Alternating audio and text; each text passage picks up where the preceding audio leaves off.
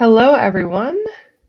We are going to wait just a minute or so for people to file in and to join, and then we will get started. So thank you for joining us today.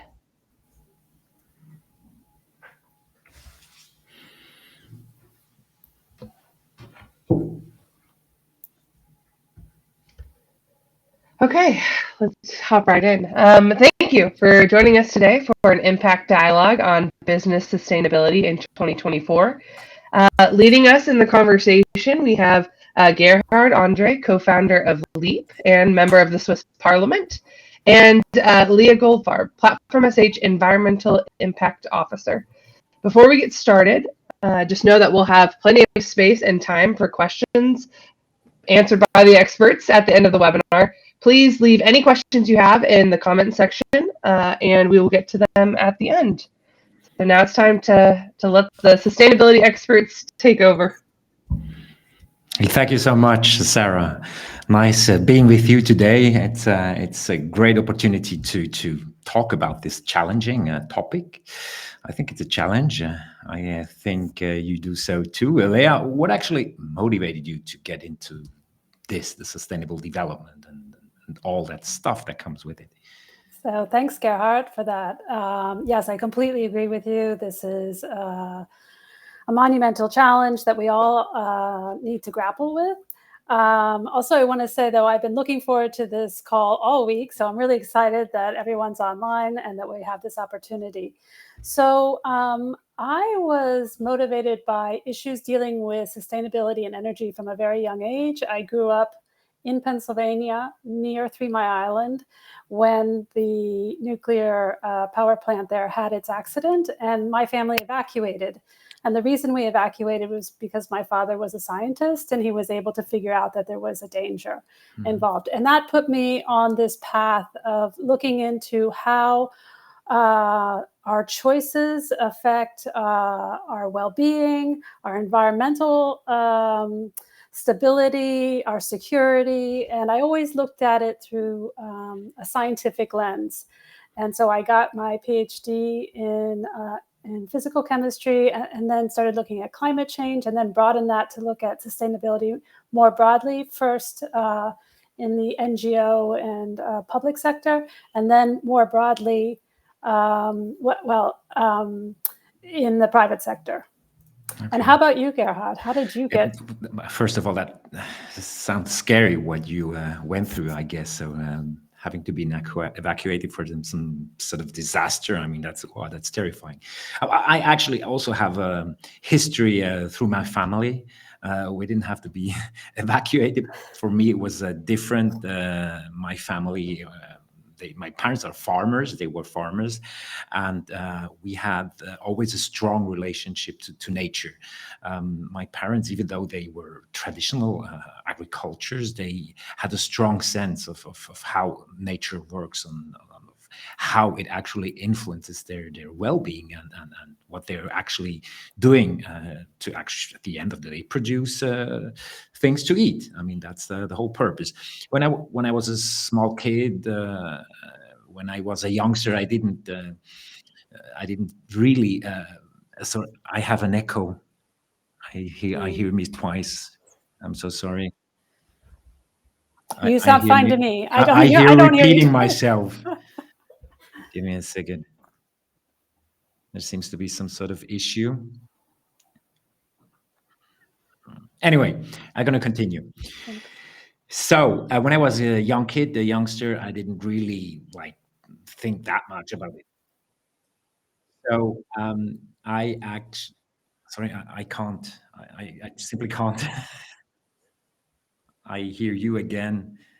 We can have to stop. Just make a small break. It doesn't work. C'est bon?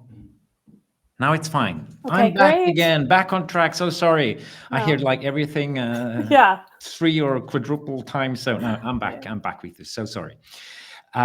Anyway, so when I was a youngster, a young kid, I didn't really bother that much. I actually didn't really feel or understand how much it impacted what actually made made me at the end of the day.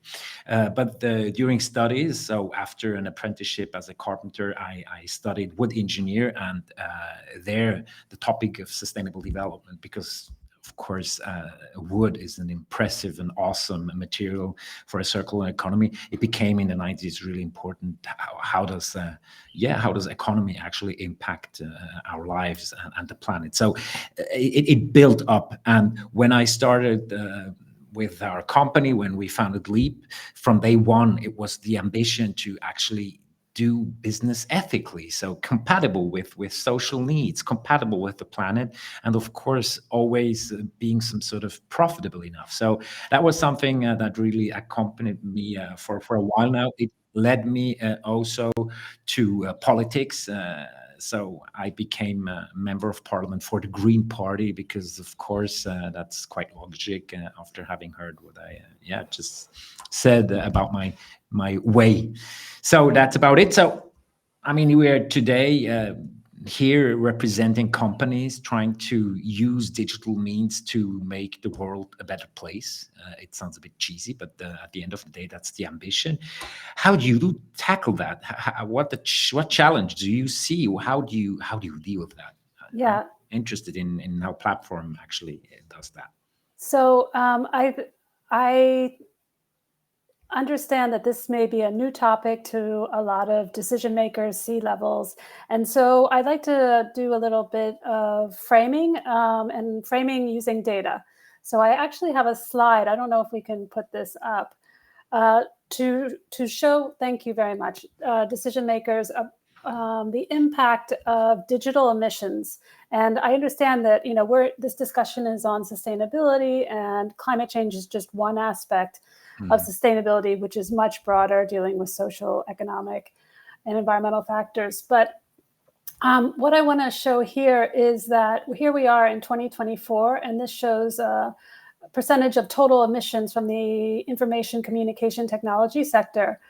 And you can see we're at this inflection point right now, and the choices that we're going to make now will determine what path we will be on going forward. And so already we're at, about 4% of total emissions are coming from the ITC sector. And so we have to decide whether the future we're going into in, let's say, 2040, which is what the end of the graph is showing, will be about 15% or closer to 7%. Already at 4%, we're about the same emission rate as the aviation sector. And we know with cryptocurrency, AI, and other aspects, we may be on this higher trajectory if we're not aware of the choices that we're going to make there. So first, I make the argument that technology does have an important footprint in the overall contribution, and this is just about climate change. We could, if we have time, we'll get into biodiversity, water, human impacts. As well. But, I try to talk to them about a mode strategy where we measure, optimize, deploy, and then educate. And when we say educate, we mean that very humbly, because we're educating ourselves, because this is a new field. Yeah, I mean, it's impressive, and also a bit frustrating, because for years now, we all heard how actually digital will also help us becoming more sustainable, and I think that's true, but only if we not just have this dangerous rebound effect. So I often have the impression that we optimize a thing, we do things better, but we add yet another new thing or new service or whatever that actually just eats up, consumes what we somehow made better. And that's really a tough one. And I mean, I heard of studies a few months back, an interesting meta study on what's the actual net sum, what's the net effect of digital for sustainable development. And up until now, so not looking forward, but not up until now, it's basically neutral. So they did many things better, but we didn't stop adding new stuff that somehow just eats it all. And I myself, on a political also, of course, on a entrepreneurial level, I have the ambition to change that. So Yeah. I'm really interested. I mean, for us as a software company, it's a bit different than I'd say in your business model. But you're gonna explain how you're gonna try to tackle this like conflict of interest at the end of the day by doing more and wanting to do more, but actually more of what. So traditionally, it's more material, it's more electricity, it's more stuff. But what about more value of other sorts? And in our company, we try now for almost 2 decades, of course, to not have a big impact as a company. So how do we commute? How do we work with each other? How can we actually balance our private with our professional lives? How we actually do as a company, and that was an important aspect. Maybe you can pull up a graphic. Here's an example. We do a measuring of CO2 impact of the company, so of the company's activities for quite a while. What you can see here is this 2.5 tons per full-time equivalent in Switzerland for comparable companies, so in the service sector. And we were quite a while now below. We started measuring that like in 2007, and there's still room for improvement. But what makes a huge impact is how people commute. And that's something we really looked at like closely. And you can see here that almost all of commuting, like 96%, is done by feet, by skateboard, by bicycle, and like public transport. Of course, in Switzerland, that's actually even possible. Not every country has this kind of public transportation. But of course, also as a company, where do we put our offices? So we really try to focus on these kinds of things. What's the impact of the company, like ecologically? And another number you can see here, that's the part-time working at Liip. That's something that's in Switzerland. That's a bit specific for each country, of course, but in Switzerland, it's still quite hard to like balance professional and private life, and companies make a big difference. So these kinds of things were in the focus over the like past 2 decades. What was a bit different is what we work on. And in the past, we just excluded stuff. We didn't want to work, and we didn't work for oil companies because from our perspective, that wasn't a thing that we could think that makes the world better, because we have to stop using oil. So these kinds of decisions, I'm going to maybe show you a bit more about this later on. But to start here, for you, how do you look at the internal impact? Because you always also have 2 impacts, your own and the ones you actually produce for your companies, your clients that want something from you. Yeah, exactly. So first, I'd like to pick up on what you said about really looking into the peer-reviewed literature, what is said on this topic.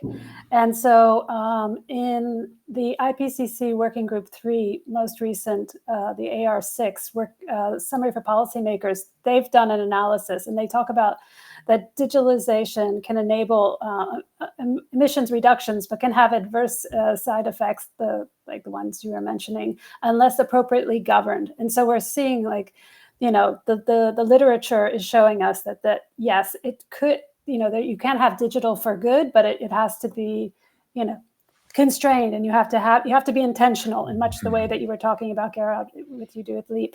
And I would say maybe overall, it sounds like your sustainability journey is a bit more mature than what we have at Platform.sh. And just to be clear, we are a platform as a service, so web hosting, multi-cloud for websites and web apps.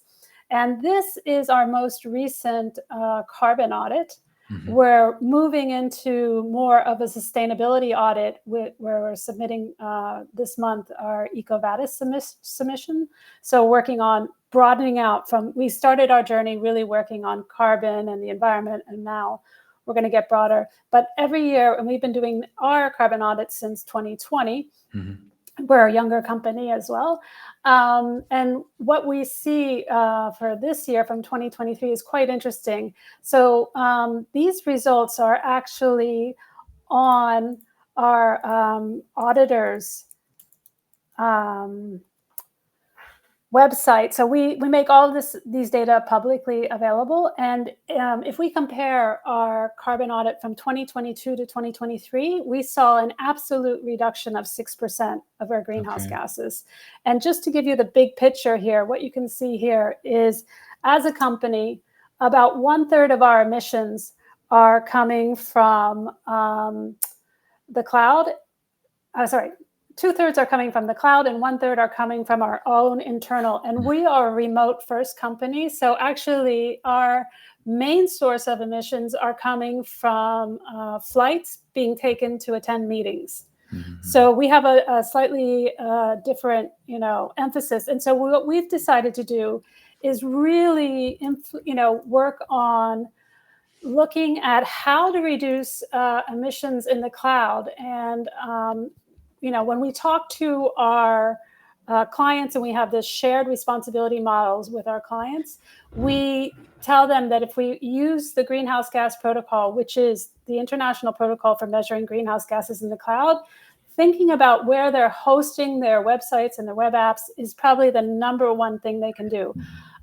If they come to a platform as a service, they're already benefiting from density and right sizing, and our auditor has confirmed that by coming to at least platform, we're using CPUs 12 times more efficiently than a deployment on Elastic Cloud 2 on AWS, Amazon Web Services. And then also, obviously most devs know that if they optimize their code, they're going to have something that runs faster, that's just going to consume less electricity. But, we try to really encourage our clients to combine all three. Okay. That's impressive. I mean, of course, it's not only like good for the planet if you use CPU 12 times more efficient than others, but it's also economically interesting. So at the end of the day, these things go together, but there are limits with that. So how far can you go? So if I got you right, I mean, question is, where is a data center located? And that makes a huge difference because of the electricity mix, I guess. Yeah, that's exactly it. So this is something that's pretty new in this field, is understanding when people first come to thinking about emissions in the cloud, maybe they use a web badging URL, or they try to find some other type of metric, maybe the dashboard within their hosting service. And those numbers are not compatible with the greenhouse gas protocol. They're not compatible with a full carbon audit. So, you need this third-party auditor, and that auditor is going to use what's called a location-based approach. And what you can see here is, you can have almost a 15 times difference from running the same application in Germany compared to Sweden. And what you're seeing here is the carbon intensities in terms of grams per kilowatt hour of the electricity grid that they're using. And so this has, this major impact at the end of the day. Okay. So like from a political perspective, it's interesting as a country when you're able to offer green electricity, because that might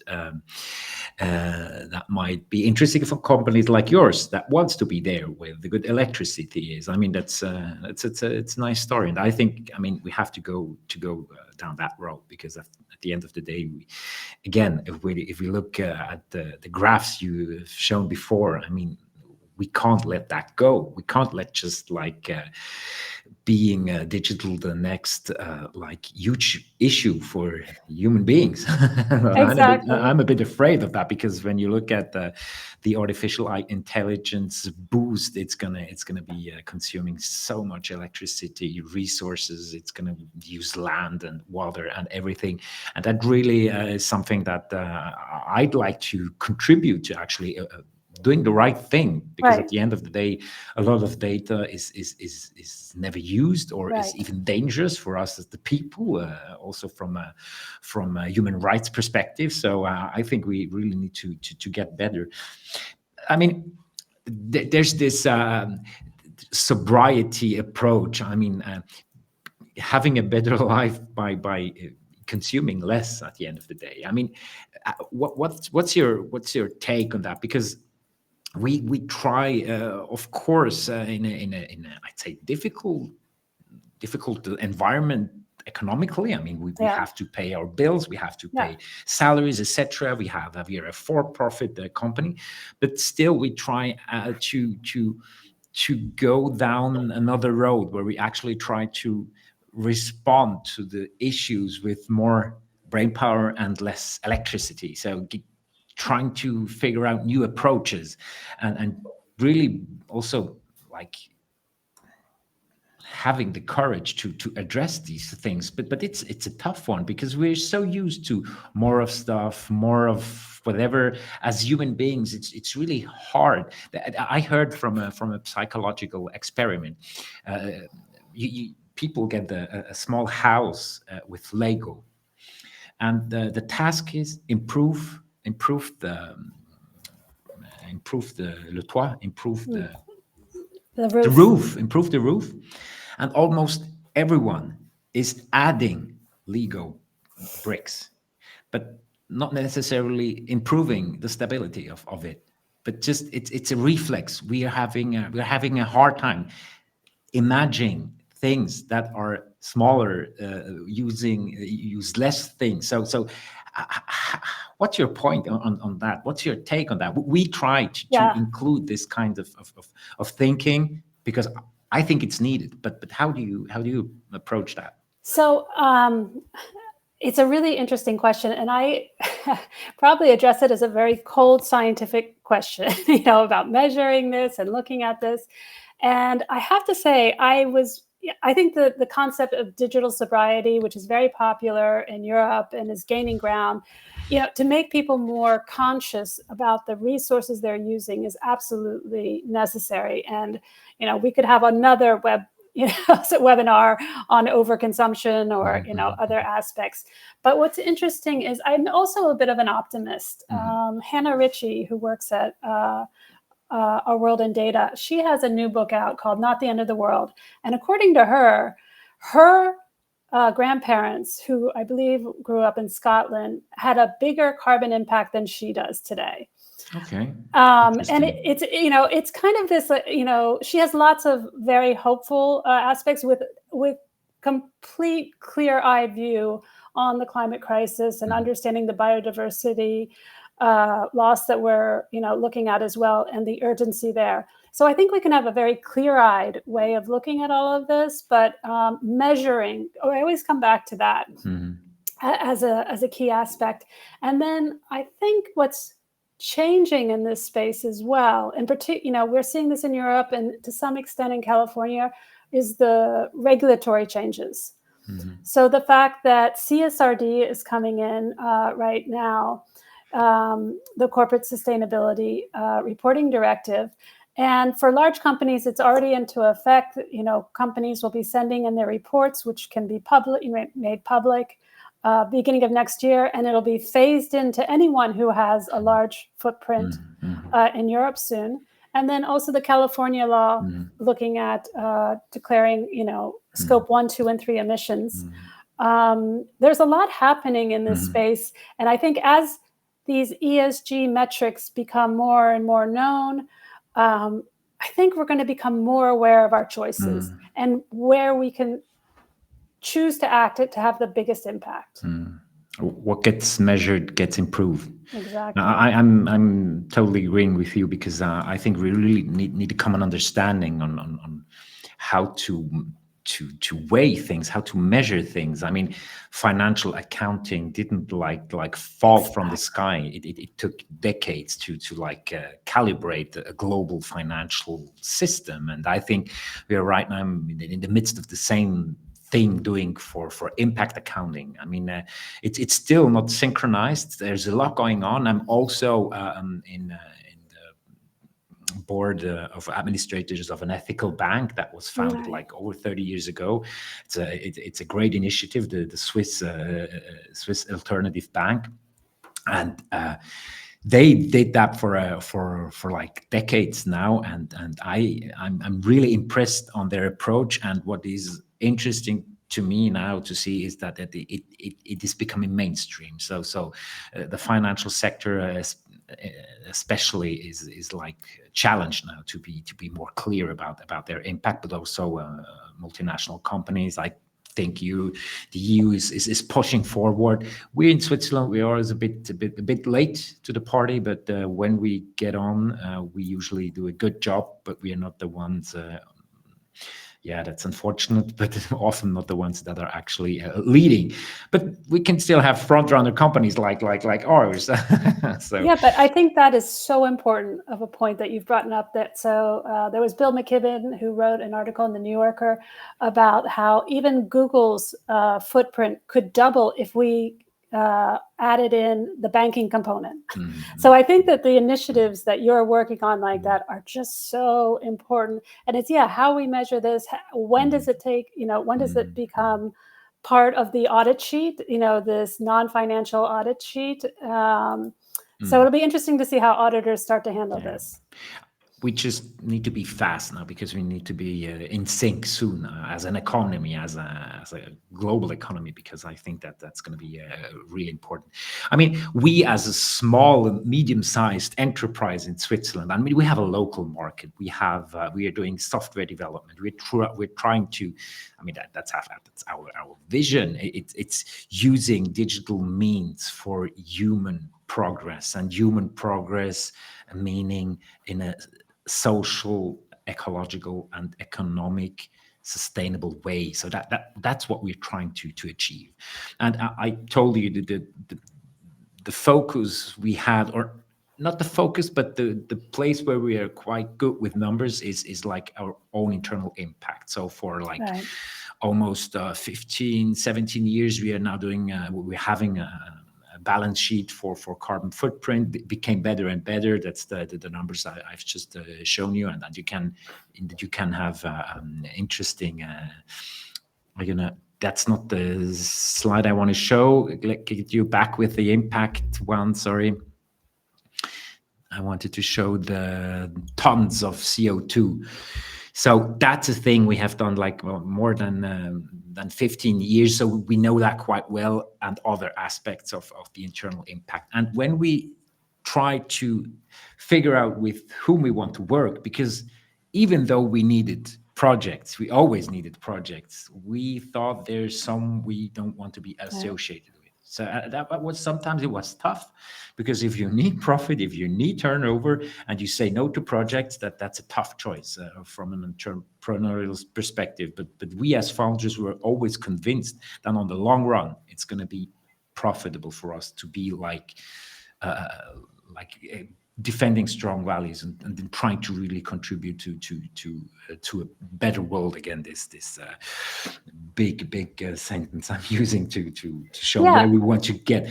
But in the past, we made that it was quite simplistic. I told you we didn't want to work for oil companies. That was sort of a no-brainer. But then again, what does an oil company do? Where does it go? Where does other companies that are maybe not so black and whitish, what do we do with them? And a few years back we began using, and now we can maybe show the slide on the sustainable development goal metric we developed for us as a company. So what we try to figure out is, what's the impact, positive and negative impact, on all STGs, on all 17 STGs of our client portfolio. So what you can see here is the positive impact and the negative impact. So we didn't sum it up to actually be to be clear that there's always, or most often, also some negative impact. And we figured out for us how to deal with that. So what you can see here, it is complex, but also a bit simplistic. So we look at each and every project we're working on, and we try to figure out what sustainable development goal is actually concerned within this. That's so impressive. And then we say, okay, for how much? 20% SDG 8, 30% SDG 15, whatever. And that's the simplification. We just multiply with our worked hours, because that's our currency. We work We get paid by the hour usually, and we just get some sort of landscape of what does our portfolio do. And of course, we try to push everything into the green. And as you can see, there's still room for improvement, and that's what is challenging, because the market isn't there. When you look at biodiversity, I mean, SDG 15, life of land, that's a tough one. How to actually contribute and make this issue better. And I don't know, do you work with this kind of metric, like in a broader way? How do you deal with STGs or others? Because I think you're quite advanced as well in several of these standards you're using, don't you? So we hope to get up to this level, these type of dashboards for ESG, for each sustainable development goal. We're not there yet. Okay. It was, as I said, we just started really on the environmental one, and but we are applying for B Corp certification, Okay. and I think Liip already is. So Yeah.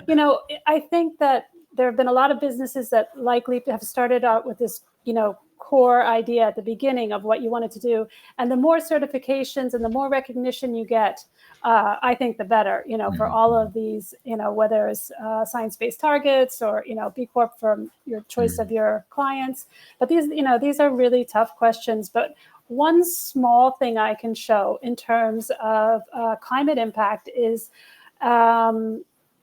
at Platform, we've just launched a new product. And if we could just show this for a second. Okay. So Upsun is our newest one.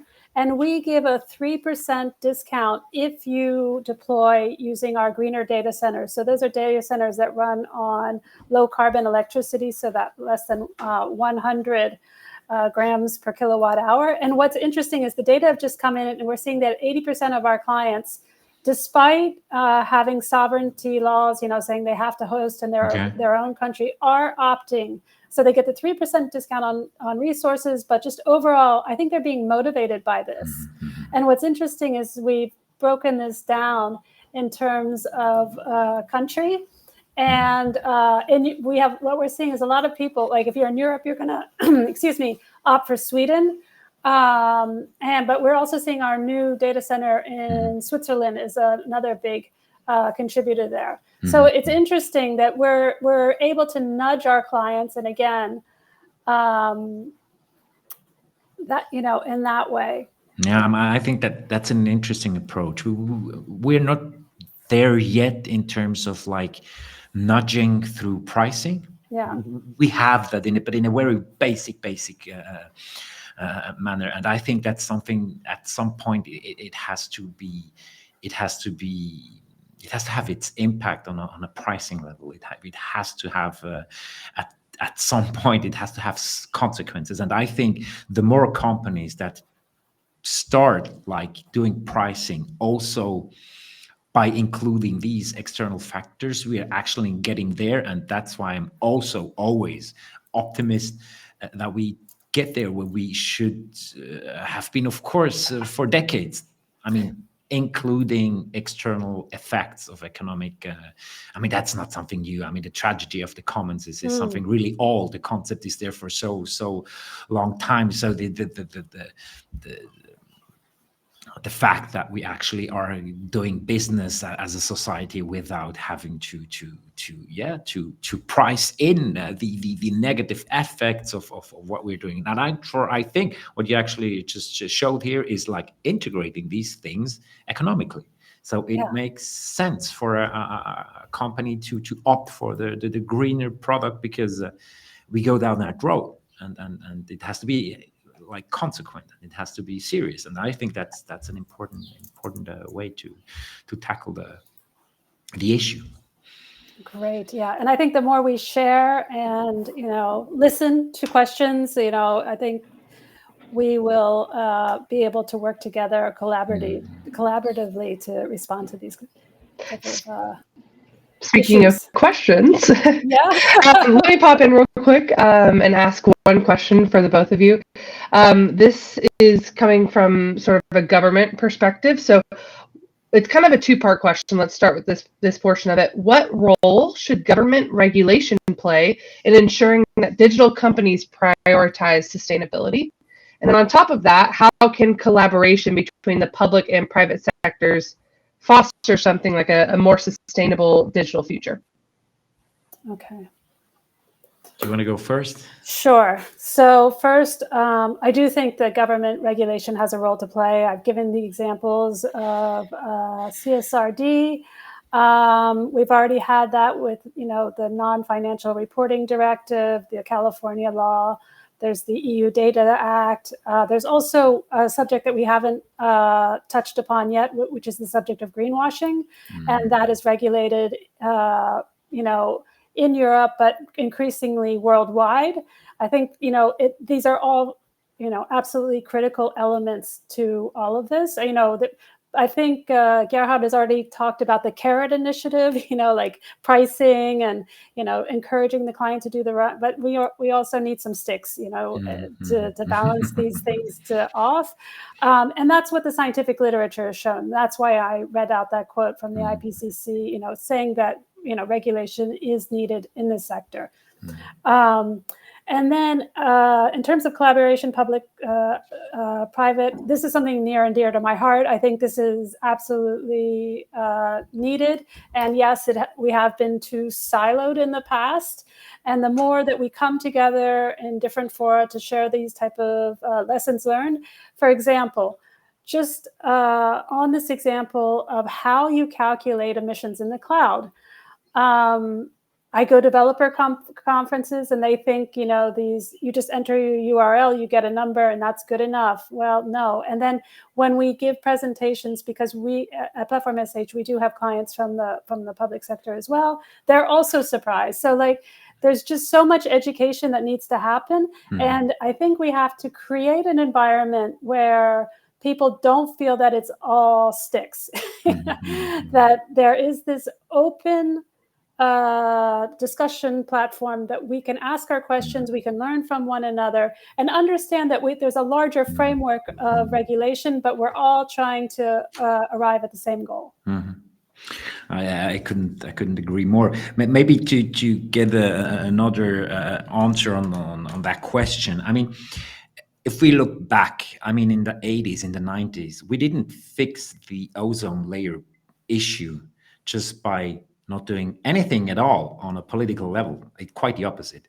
That was one of the first, or the first environmental law the globe as a whole accepted to ban these toxic gases that destroy the ozone layer, and it was quite a success. And also only because there was regulation. So I think there are moments regulation is really needed, because if you let it go, it just won't fix it by itself. Because there's always this problem of the tragedy of the commons, that you can destroy stuff without having to pay for it, and that can't work. Because from another perspective, if you don't include these costs that taxpayers, other countries, next generations, or the nature is paying, you're de facto subsidized. Right. And it's a subprime loan with the environment. Yeah, that's not a fair competition. So even if you defend free market, you can't defend not integrating these costs into your products. So for me, it's obvious that regulation has to play a role.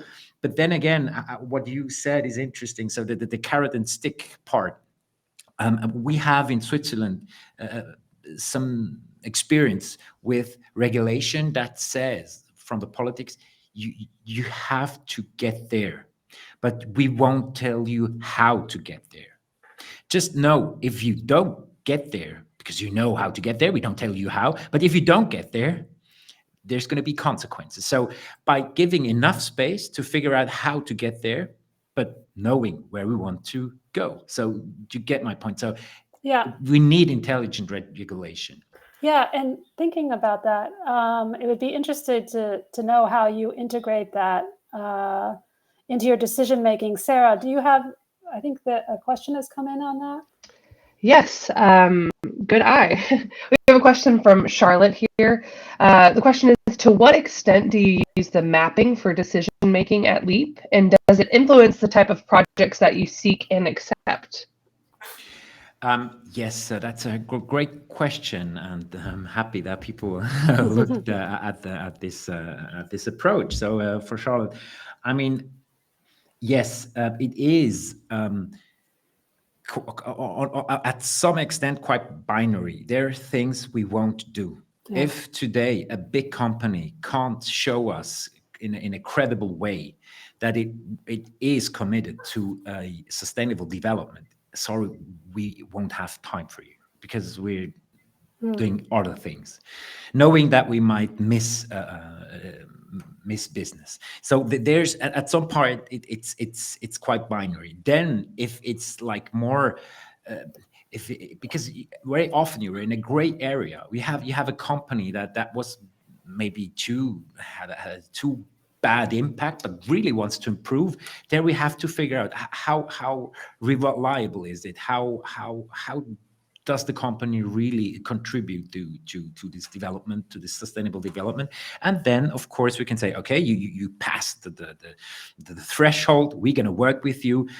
As a company, we try as a whole to focus on some things like biodiversity is a big one at Leap. Yeah. We really try to, because in Switzerland also it's quite an issue because we had a huge loss of biodiversity. If you look at insects and small animals, it's huge because Switzerland is dense and it's like agriculture is like in each and every corner, so it's tough to maintain biodiversity. So we also use this metric to shift our portfolio towards something we want to achieve. So it also helps for that. Yes, it helps to decide with whom we want to work and with whom not, and where we want to contribute. It gives us clarity, but it's tough. It isn't easy because again, the politics or the regulation isn't like favoring these things. We have to do that by ourselves. We can, but there's limits to that because if we're the only ones, we won't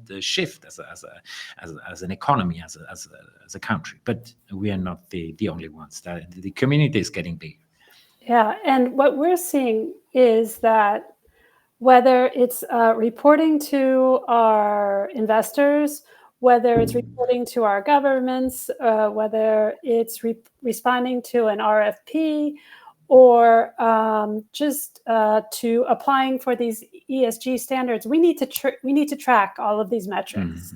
And so we've put it this past year. We put a lot of effort into. We're working with a startup here based in France just to help us track. You know, we have over 300 metrics just from our investors alone. And then you add on B Corp, EcoVadis, and all the rest. And so, and the biodiversity metrics are really hard, you know, to use use something standard.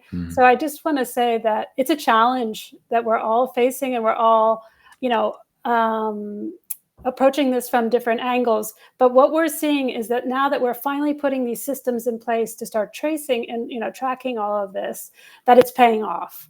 That, you know, if we want to work with a new client, they're asking these type of questions. And you're ready. And we're ready with the data. So yeah, I think that we're really in this, you know, this critical time period where all of the work that we're putting into things that might have seen as a nice to have before, you know, are becoming absolutely necessary going forward. Okay.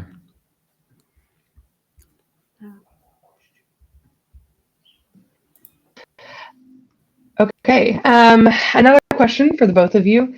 What are some innovative ways that digital companies can leverage their systems and platforms to drive positive ecological impact on a larger scale?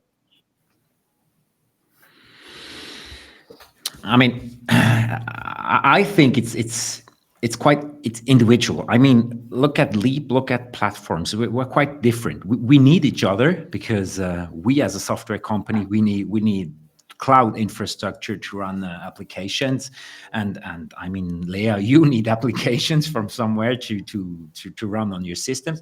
So for us, I think of course, of what I've just been telling you about how measuring things we do, what the project actually does. There's of course another aspect to that, And the W3C standards, as an example, are interesting for our industry, because with these standards, I mean, that's the internet standard, we get a good common understanding on how to, like, from a technical perspective, like really trying to get the most out of the least of energy and resources. And I think that's going to be one of our major tasks, always by doing the right thing. So because you can use things perfectly and on an engineering level, like awesome, but you can do something completely wrong with that. So it's always both aspects. I think you can't limit yourself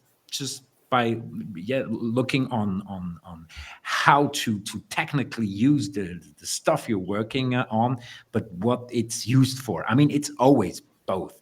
And of course, the second one is a bit more challenging, the value part, because that's the one that we have as a society as a whole less experience. But what I can tell, it's really motivating. What I felt happened within our company, I mean, it's huge, because people want to create that future world that's going to be a better one than what we're doing right now, and destroying so many things. And it's from so many perspectives. It's interesting. It really is also interesting to get talents to work for you, because at the end of the day, you need people. I completely agree with that. Yeah. And I haven't really talked as much about, the staff component to this, but also more generally, companies that have better ESG metrics also do better financially. So, there's a reason to do this. And again, the way we discuss it when talking with our clients, we introduce the topic through this mode, this measure, optimize, deploy, and educate.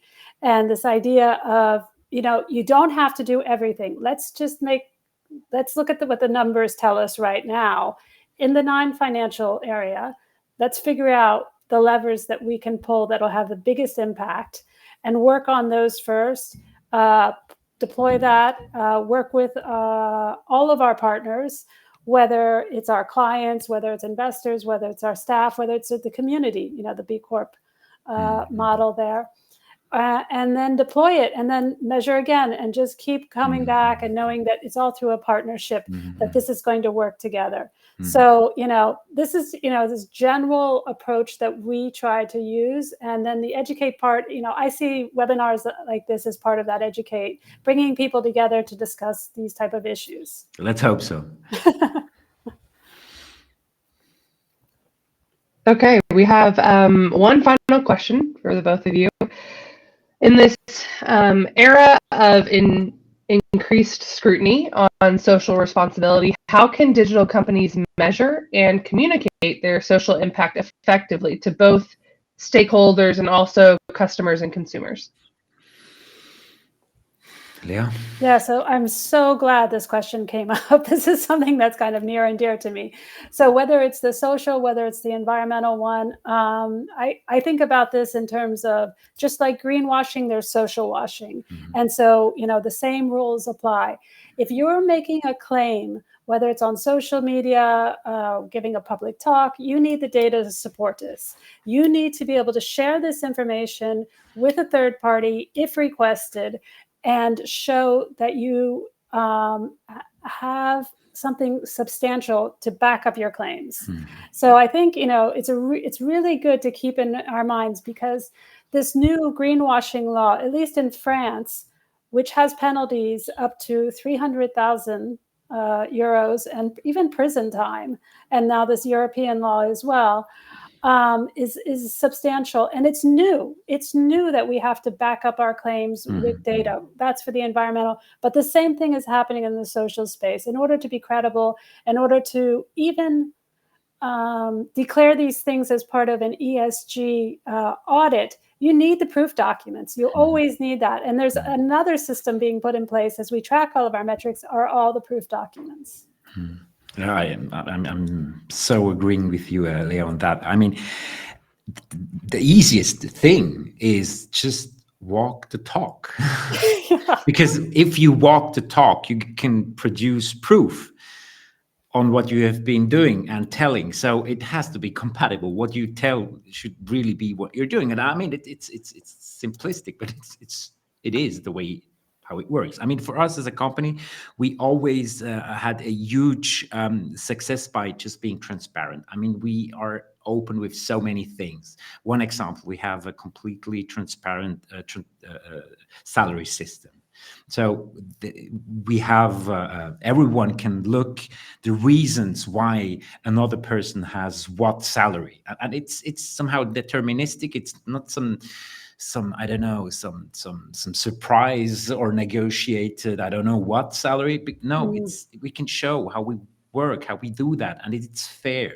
So these kinds of things are really important. Or that we are a completely decentralized and self-organized holocratic company. I mean, that's huge. We can show by our government, by our governance, that people are in charge for what they are doing in their daily work. We can show that it is an inclusive governance. We can show that, and it's also helpful to run the company and other kinds of things. It is really easy when you are just being transparent. But of course, it's helpful if you, before you open up your sources, you have to have walked the talk. So it's hard if you want to, of course, like completely change your strategy when you in the past did something completely wrong. At least then be honest about it. I think that always works. Yeah.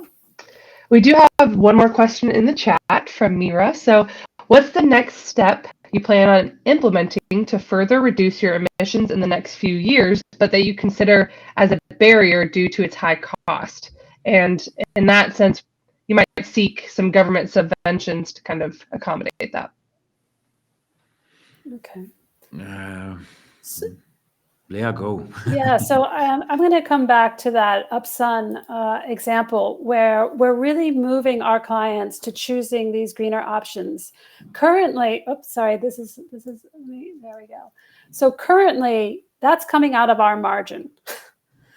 And so that's kind of a barrier to us. But the hope is, as we go forward, that now that, renewable energies are now some of the cheapest energies on the planet, we're hoping that this is this long-term strategy. While we're paying a premium now, in 5 years, in 10 years, this is going to pay off and become cheaper. So it's a barrier now, but I would even say that because of the price point of renewables, we don't even need the government, subsidizing this.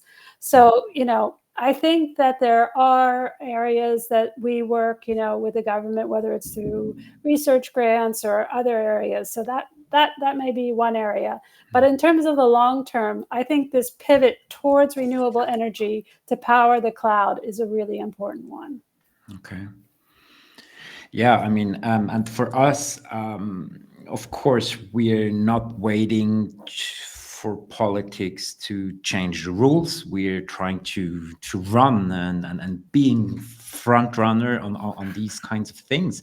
And there are several initiatives. I told you one is to like really focus on biodiversity, because that's a big one. Climate, of course, we won't neglect that, but biodiversity is really a big one. We have to look at this, and it's way harder than climate to tackle. But there's also like smaller things. I mean, from this year on, we stopped doing donations with cash. So what we did in the past, we tried to find out nice initiatives we wanted to support financially. I mean, that's a good thing. We create some profit and give it back to good initiatives. Now we changed that model, and we want to be part of the initiatives. So people are engaged in initiatives. Leapers are engaged and can use their time of the company to be engaged. So to like start to breathe the change, and not just doing profit with something else that maybe isn't that meaningful, and creating a profit you can share with someone else. I mean, that's a bit weird. Of course, we did that like for a long time, and I'm not saying doing donations is a bad thing, but it's culturally different if you get part of it, and we actually want to be part of it as a whole, and not just something that sustainable development shouldn't just be something that's apart from it. No, it's the core of it. Yeah, and we have a similar initiative internally where we have our green ambassadors, and so they're drawn through, across the companies, those who want to do even more, in their daily work, and also be the people who transmit these messages back to their wider teams. Great. Yeah. Well, fabulous. Thank you both for a really perfect, just engaging conversation around business sustainability. And thank you to those of you who have joined us. If you have any more questions, any follow-ups, feel free to reach out to any of us. You're welcome to drop in a chat in LinkedIn or even a comment in the thread that we have here. But yeah, I just wanted to kind of wrap things up and do a final close. If either of you have anything to say, feel free. So Sarah, I would like to thank you. I would like to thank everyone behind the scenes, making these things, pop up. Vincent, Greg, for everything. And particularly thank you, Gerhard. This has been such a great discussion. I really have enjoyed it. And I've enjoyed the questions as well. Likewise, really, thank you so much. I won't repeat what you just said, but the same for me, of course. Just one last thing, we're gonna also make a comment with our sustainable development report. It's quite exhaustive, and it might be interesting for people to look into that. But that was my last comment. Thank you so much. It was really great talking to you.